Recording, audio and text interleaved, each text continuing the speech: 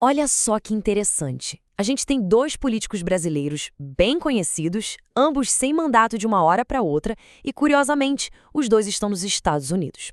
Estamos falando de Eduardo Bolsonaro e Alexandre Ramagem. À primeira vista, pode até parecer a mesma história, né? Mas a verdade é que os casos são bem diferentes e, juntos, eles acabam revelando muita coisa sobre nosso sistema político. Então, fica a pergunta: por quê? Como é que isso aconteceu? Olhando de fora parece uma baita coincidência. Mas quando a gente mergulha nos detalhes, fica claro que os motivos para cada um perder o mandato não poderiam ser mais distintos. E é exatamente essa diferença que a gente vai desvendar agora. Certo, vamos começar pelo caso do Eduardo Bolsonaro. Para entender o que rolou com ele, a gente precisa focar em uma palavra: ausência.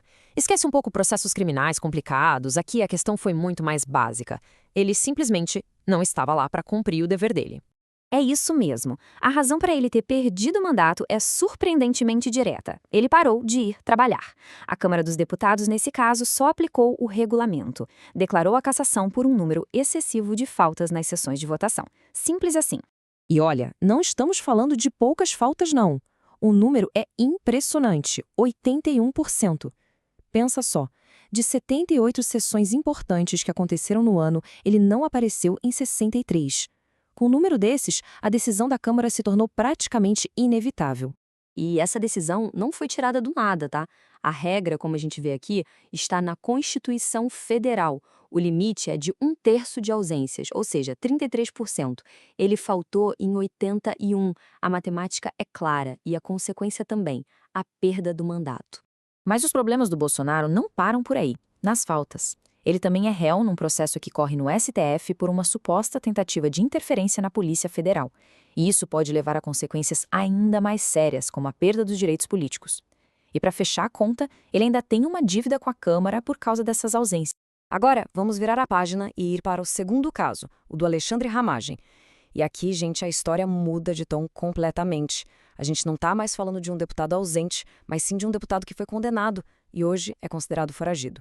O ponto central aqui é o seguinte: a perda de mandato do Ramagem não teve nada a ver com faltas.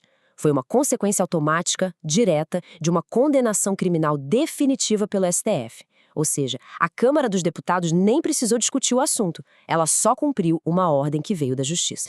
E não foi uma condenação por um crime qualquer. A acusação da Procuradoria-Geral da República, que foi aceita pelo STF, é extremamente grave: participação na tentativa de golpe de Estado em 2022. E a sentença para essa condenação veio pesada. Estamos falando de 16 anos, 1 mês e 15 dias de prisão. É uma pena que mostra bem a seriedade dos crimes pelos quais ele foi considerado culpado. Só que tem um detalhe: o Ramagem não está cumprindo essa pena.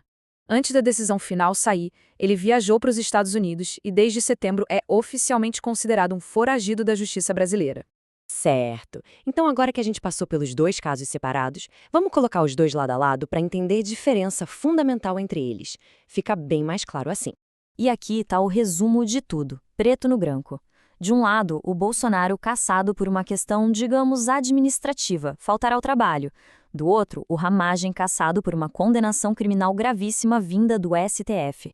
São dois universos de responsabilização política totalmente diferentes.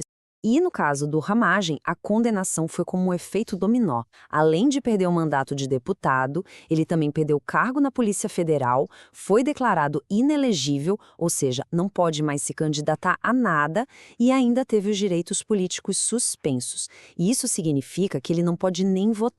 Com os mandatos já cassados, a pergunta que fica no ar é: e agora? O que o futuro reserva para cada um deles? Principalmente com os dois estando lá nos Estados Unidos. Bom, para o Ramagem, o próximo passo parece inevitável. Como ele é um condenado foragido, o Brasil quer que ele volte para cumprir a pena.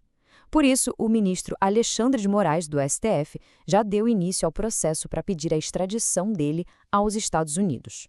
Mas olha, esse processo não é uma coisa simples, não. Primeiro vem a ordem do STF.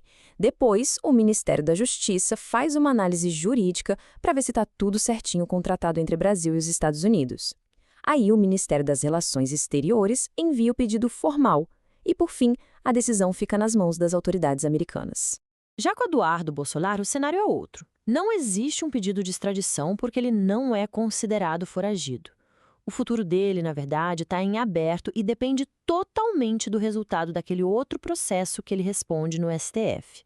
Por enquanto, é um jogo de espera. E assim a gente chega ao final. De um lado, um parlamentar que perdeu o cargo porque não ia trabalhar. Do outro, um condenado pela justiça por atentar contra a democracia. Dois caminhos bem diferentes que levaram ao mesmo resultado, a perda do mandato. A pergunta que fica é, será que esses mecanismos que a gente tem são suficientes? O sistema está funcionando como deveria? É essa reflexão que esses dois casos acabam provocando.